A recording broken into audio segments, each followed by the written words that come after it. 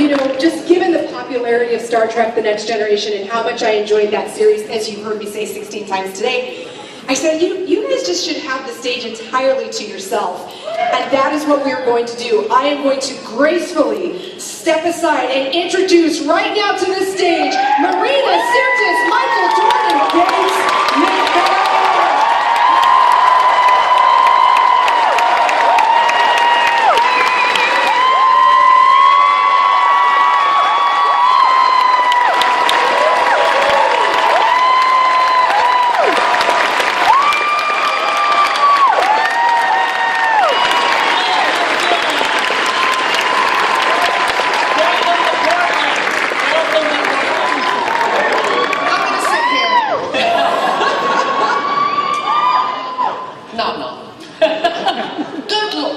You all at work on a Friday. Well, God, look at all these people, Gatesy. They remember us. I know.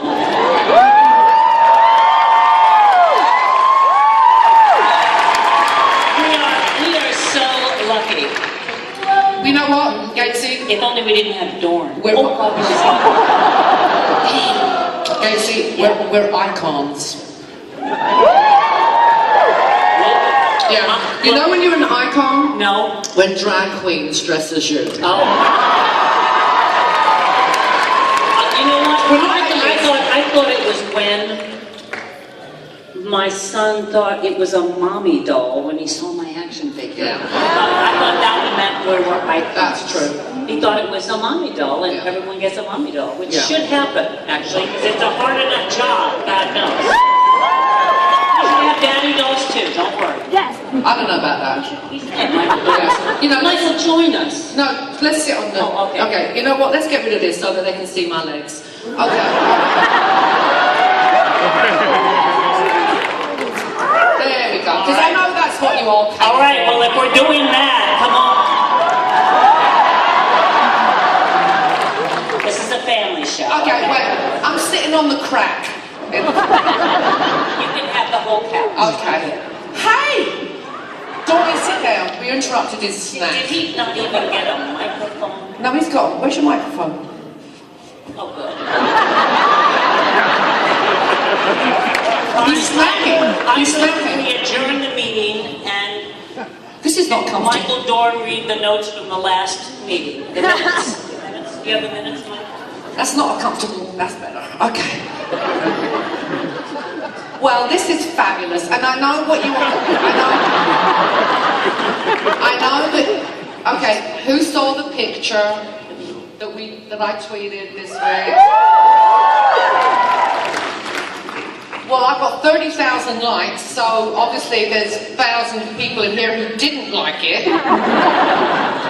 Get on Twitter and like it immediately. Have to be honest, that was the most likes I ever got. 30,000 for one picture.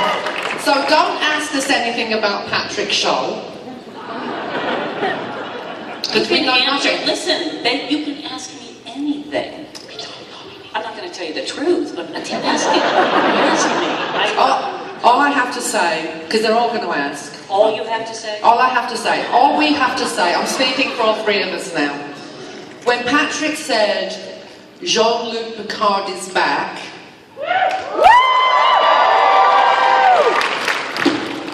he didn't.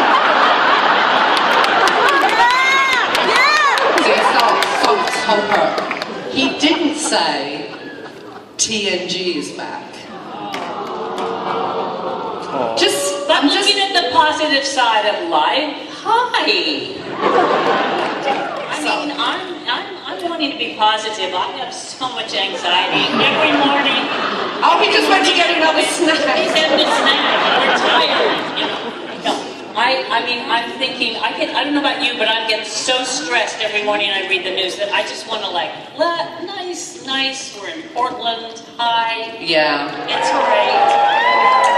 For all the people burning their Nikes, you know, Nike doesn't care once you bought and paid for them what you do with them.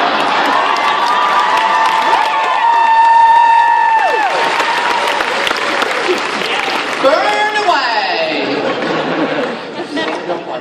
so long. Yeah. Just light your money on fire, yeah. People are so stupid.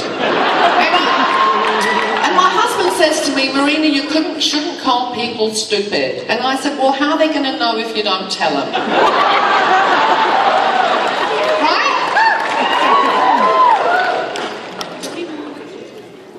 Do we want this all recorded? Can we like... Who's recording us? Well, you've recorded a bunch. Like, isn't that good? And now we can actually really talk freely. Yeah. And it'll be a memory. Who's It'll be a memory just so intimate. Yeah, don't record us. Then we have to lie to you. It's like take the hello. Hi. That it's not you. It's the person behind you. We can see you, you know. We can see you. Because I don't go and videotape every word you say. Okay, I'm going to confiscate your phone. What? Okay.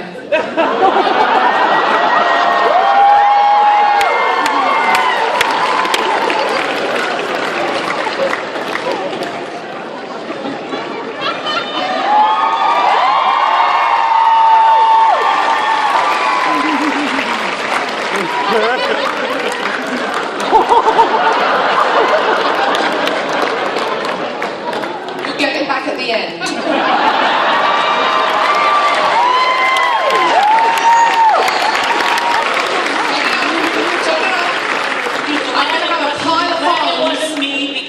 Wouldn't have gotten it back in the end. I would have sold it down the street, but...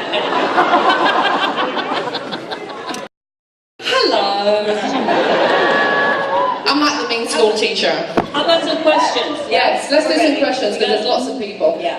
All right, Ariana. All right. Oh my gosh, my heart's beating so fast. Thank you so much for being here, for one thing. I love you guys so much.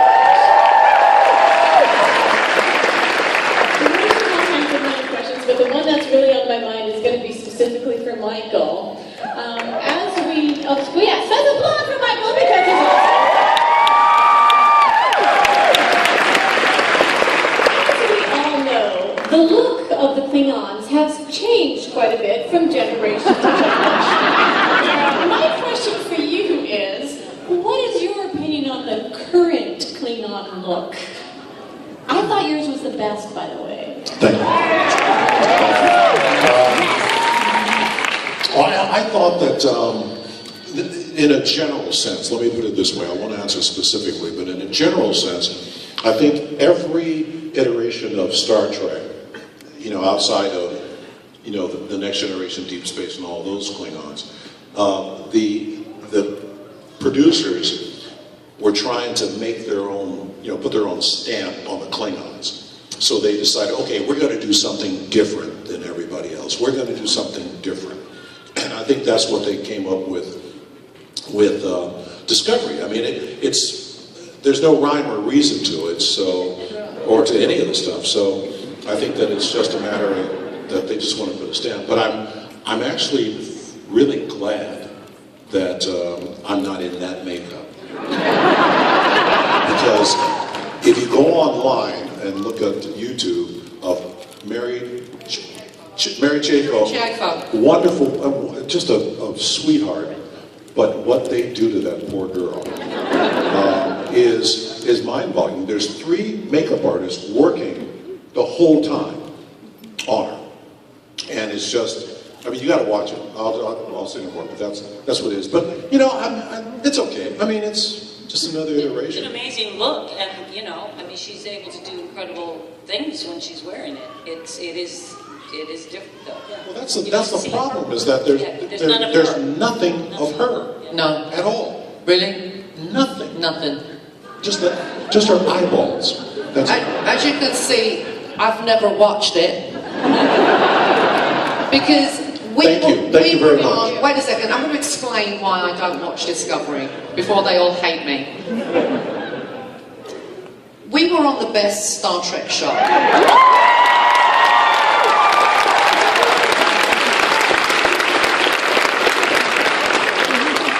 If CBS think I'm going to pay to watch Star Trek,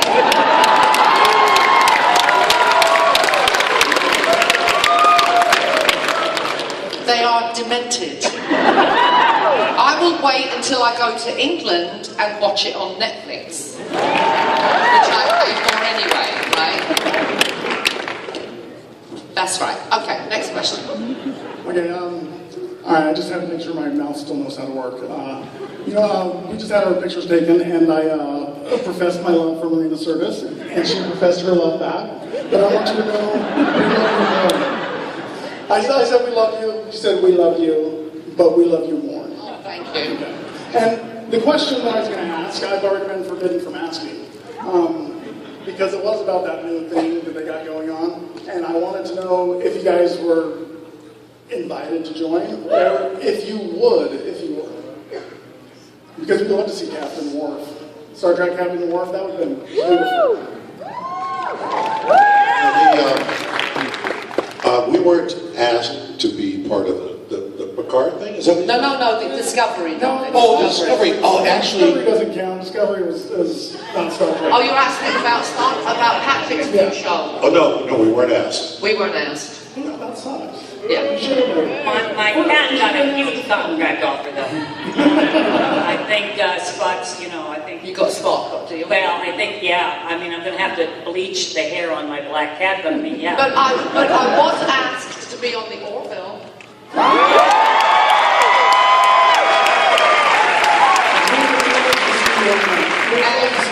I'm on the Orville. I can't tell you anything else. I swear to God, Hollywood is so ridiculous now. You have to sign...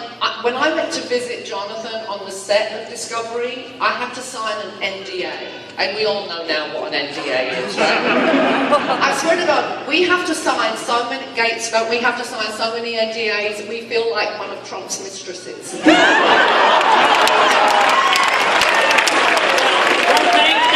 I have never had that feeling. No, I haven't. No. And by the way, I would like to say how fabulous it is that we have our translator. This is incredibly I really love that there's somebody signing. I think it's really awesome. And we don't have it at every con. And so, yes, fabulous. Another question over here. Hi.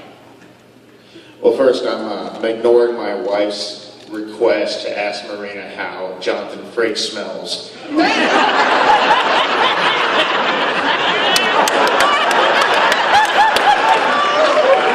smells good. They all smell good. They're very hygienic. And I think even Michael Dorn could tell you how Jonathan smells. We lived like en famille a lot.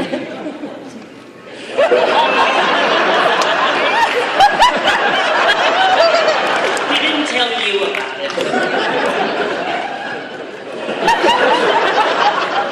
No, not long ago I had shoulder surgery, and during recovery I watched a lot of Star Trek. Did I do the surgery? No, he's still alive.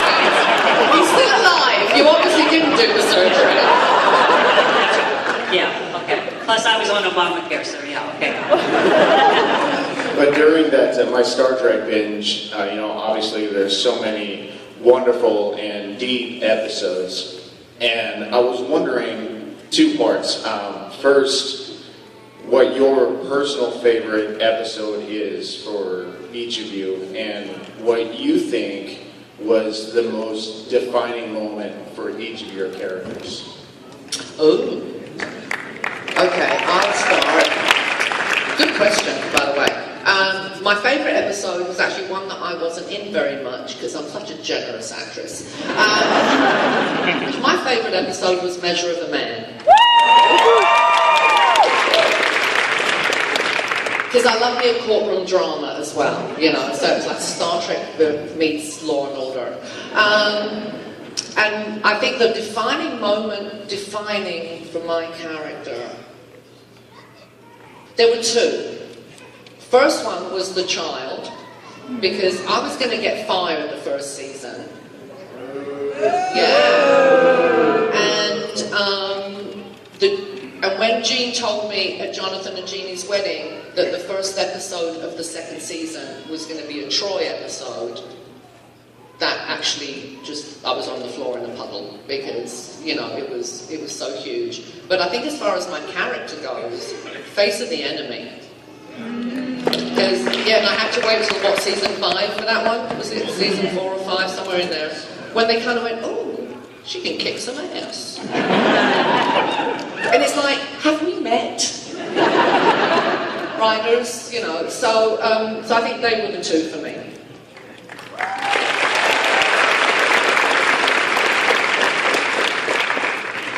Favourite episode, defining moment. They're very old. The favorite episode was, it's really hard. There were two that were jockeying for the favorite, and one is The Offspring, where Data builds the child. One of the most fabulous endings, and also The Drumhead, where Patrick is sort of on track. I thought that those two were incredibly wonderful. And the funny thing is, Jonathan Frakes directed both of those. In terms of, you know, a pivotal moment for my character, it wasn't, you know, there was, like Marina says, you know, for an orphan, I had so many relatives and children and stuff like that. But I think another episode that Jonathan directed was, the one where Taylor comes back with my kid. What was the name of that? Reunion. Thank you. That was a defining moment for the character because it kind of set in motion this whole thing about Worf being a parent, and he was a horrible parent. He's always run into Counselor Troy's office like, well, I don't understand this, Troy. What is this about?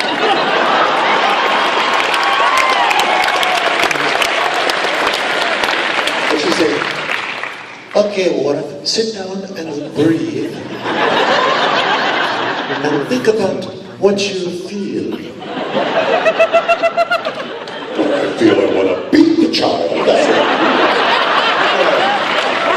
No, you can't beat him anymore.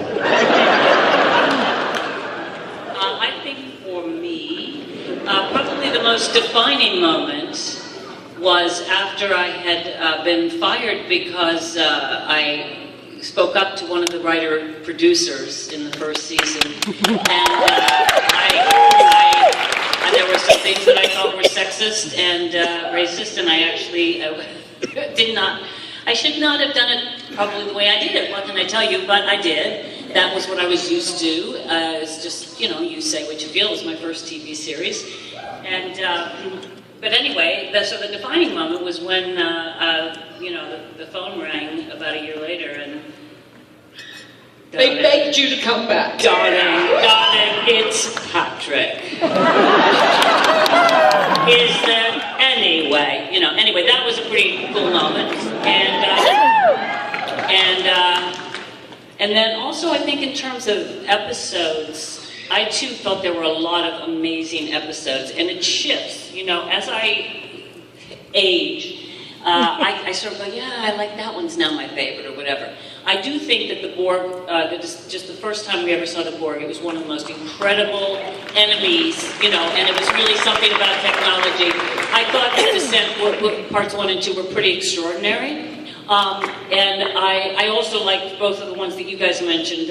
There were so many amazing episodes, and the more you go back and see them, I'm actually more and more impressed with how many great ones there were. For me personally, I think I always loved to do the ones where I could either do a little combat, or, you know, like I loved even the Vortex, you know, on a couple of them, or when even in Symbiosis, to be able to commandeer a ship or something. But I think I loved Remember Me a lot. It was a really interesting one to have to do that and sort of be alone on the set to do it. Anyway, that was probably it for me. Thank you.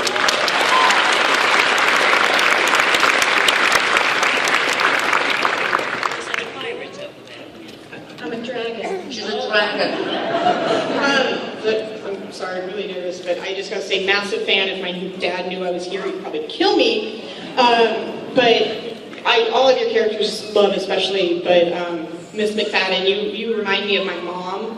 And growing up watching that, I was like, oh, hey, double take. She's right there in the kitchen, too. I just really wanted to know for you specifically, what was it like getting to be Will Wheaton's mom? Like, what do you tell people? Like, getting to boss him around. What was the pinnacle of that? Oh God, it was so hard to love him. Yeah, I mean, I really have to love Patrick and Will. God, that was, but, when you got the technique, you can pull it out. He was such a dear, and I was a huge fan of his. I had seen, what is it? Stand By Me. Stand By Me. He broke my heart. I just so thought he was brilliant in it. And I just adored him. So basically, I just had fun working with him. It was like really easy because he was also smart as a whip, which Wesley Crusher was, and adorable. And he's, to this day, I think the world of him. I think he's really amazing. He's generous. He's smart. He's funny. He does all sorts of interesting things. He's a great dad, and I admired him a lot, and I really was honored to be able to work with him. Thank you so much.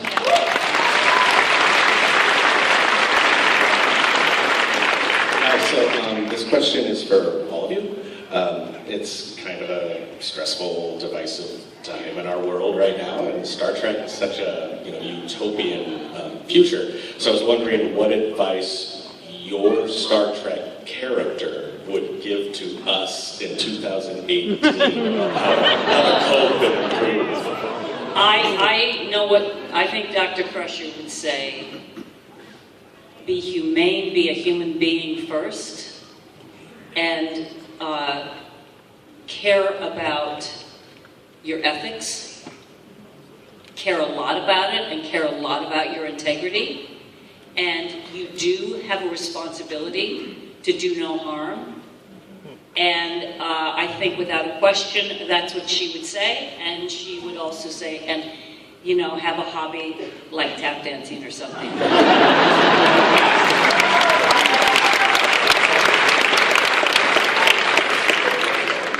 What Councillor Troy would say is what Marina would say. Only 1 in 5 young people voted in the last election. 1 in 5. Get up off your asses and go to the voting booth!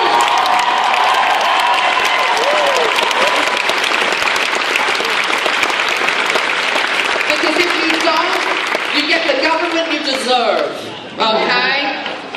Vote. You have to effing vote this election.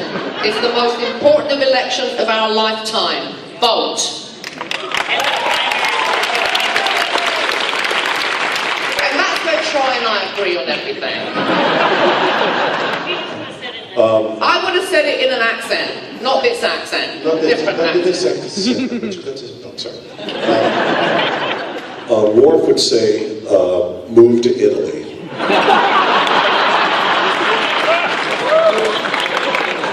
They're having problems in Italy too. What? They're having problems in Italy too. Oh, Yeah, everywhere. Thank you. Yes, sir. So this question is for Michael. Whose idea was it for you to move to Deep Space Nine? And did you realize at the time that that would mean you were in the most episodes of Star Trek? It was, from what they told me, it was the producers. They were trying to. They had this Klingon thing that they were going to do in Deep Space Nine, and they said, "Oh, what about bringing Worf in?" But the real reason is that the show wasn't doing very well, and they wanted to get 7 years. Right. And so they said they had to they brought a character from Next Generation on to help with the ratings. And they also threw a lot of money at him. Because when we finished the show, I love the thing that, and I tell the story a bunch of times, I'll tell it really fast, is that I said, I was telling everybody after the Next Generation was over, we did the movie, that's it, I'm done. I'll do the movies, but I'm done. I'm forget it, I'm not gonna do this makeup, it's horrible, it's gonna be terrible, forget it, don't even ask me, how much?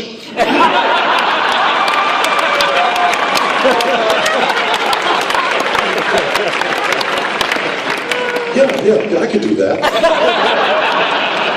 But the whole most episode thing, I had no idea. I really seriously didn't even think about it until everything was over, until the movies were over and everything. And then somebody said, oh, by the way, because I knew I'd done a shitload of them, but I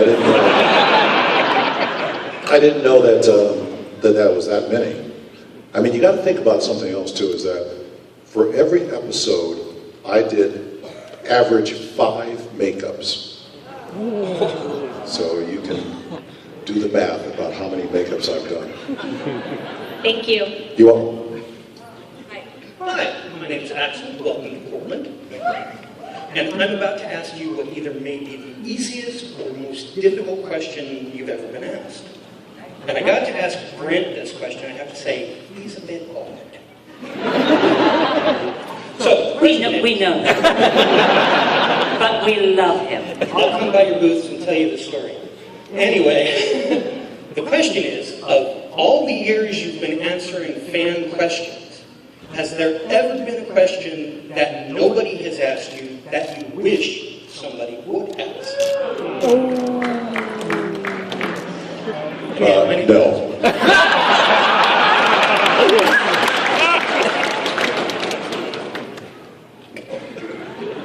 I speak for everybody. I have actually longed for someone to say, what are you having tonight for dinner? What are you making? Are you, no, actually, I don't think there's anything I've been like, God, I wish I was asked that. They never asked me. But maybe. What she said. I also got to ask Michelle Nichols this question. Oh. And she said that she'd been asked everything under the sun. Yes. And then she paused and said, you know what, darling? I didn't realize until just this moment that I've been asked everything under the sun. Thank you. What she says. But can I tell you what my favorite question I've been asked? Oh yeah, well, let's do that. Can I do that? Yeah, let's do that. Okay. I was at a con, this is a long time ago. Can't believe you don't electrocute yourself, please.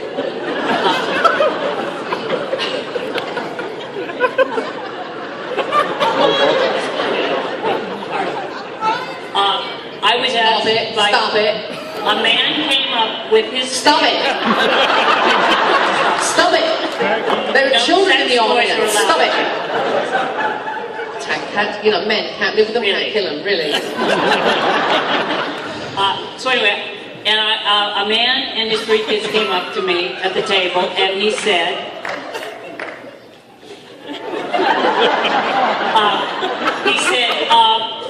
can I just ask you, I love the ship. Where do they park it when you're done filming?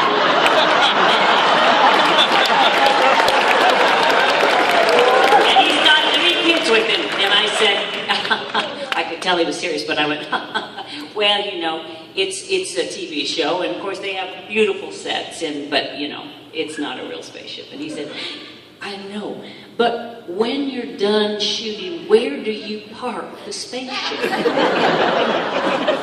That was my favorite question I've ever had. I've got a similar favourite question. Miss Sirtus, why are all the guest stars humanoid in shape?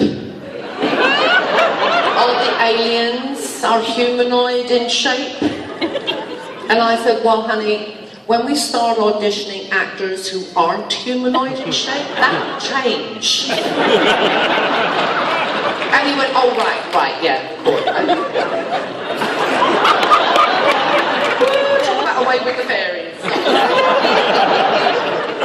Okay, next question.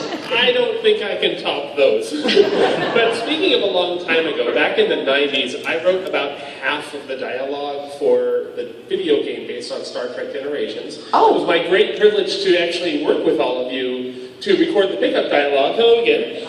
And I don't think you remember me, and that's okay. And I just sold the game on like eBay or something, so Sweet. yeah. So my question is, do you have a favorite video game from the franchise? From the franchise. From Star Trek Next Generation.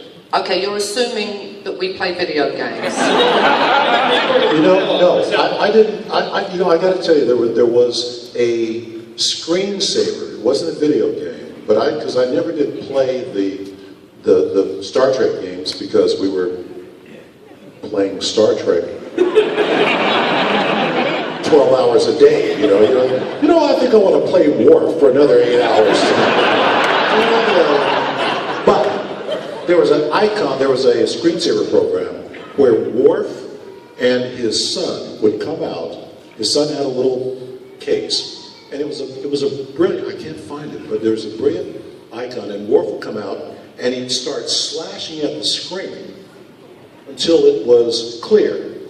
And his little son would go right behind him. And it was the most brilliant little screensaver program I've ever seen. It was really amazing. And he'd come out with a phaser and start shooting, and it was great. I mean, I love that. I wish I could find that. If anybody could find that, let me know. He will pay dearly for it. I like, actually, the game that was the first one that came out. That was the one that I had never seen. The Final Unity? Yeah, I had never seen a video game, I don't think, other than super simple ones for kids. And I was just into my new Macintosh, and I was like, and I remember thinking, this is really, really interesting and fun. I wish I could take credit for that. I joined the studio right afterward. I'm sorry, but it was Final Unity, and I did think it was interesting, and then that was it. I did it one day, and that was about the last time. Tetris.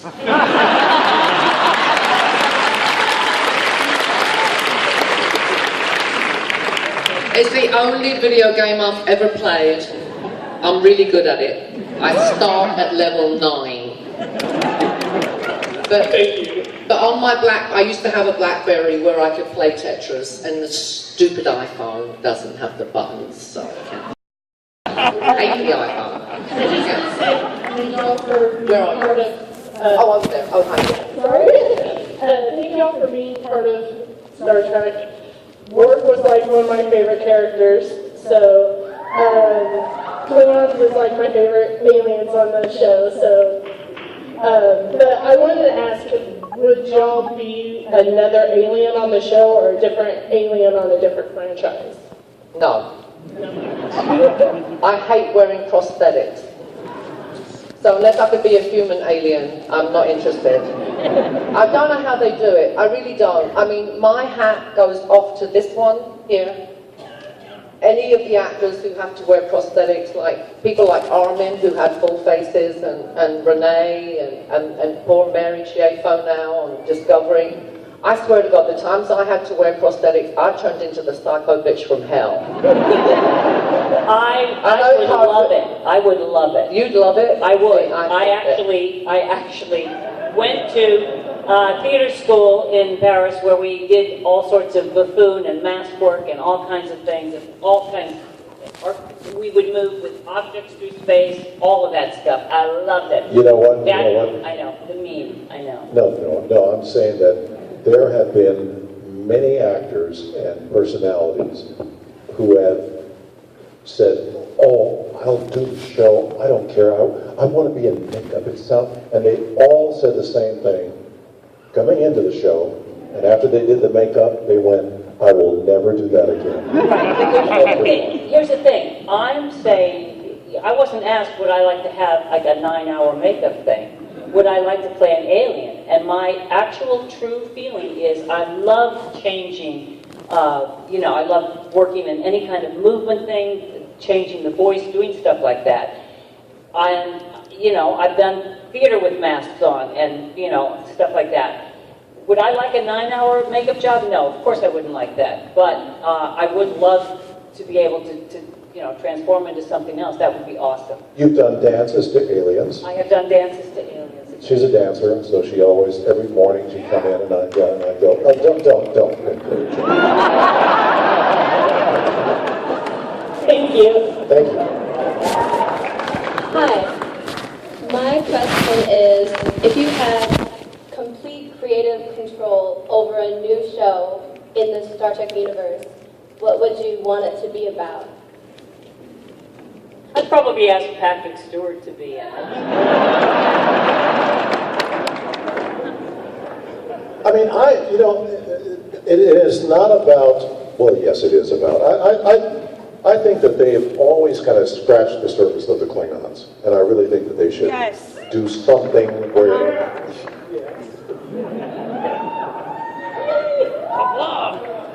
No. I think we know a lot about Klingons. We know nothing about Betazoids, but we know a lot about Klingons. We talk about scratching the surface. I know I had a mother, and that was it. Wait, can I tell you something? That's right. And Betazoids, you'd be like this, we'd be sitting here, nobody be talking with their mouths. Right. So what are you going to do first for dinner tonight? Yeah. I don't know. What are you going to do? Yeah, well, it'd be better than having a thing on Crusher's Family where they're all in love with lambs. I mean, that could be a disturbing show, right? That there's just a lot of people who are. Anyway, I actually think that Star Trek got it right in our show and in the original show, because the shows were about something.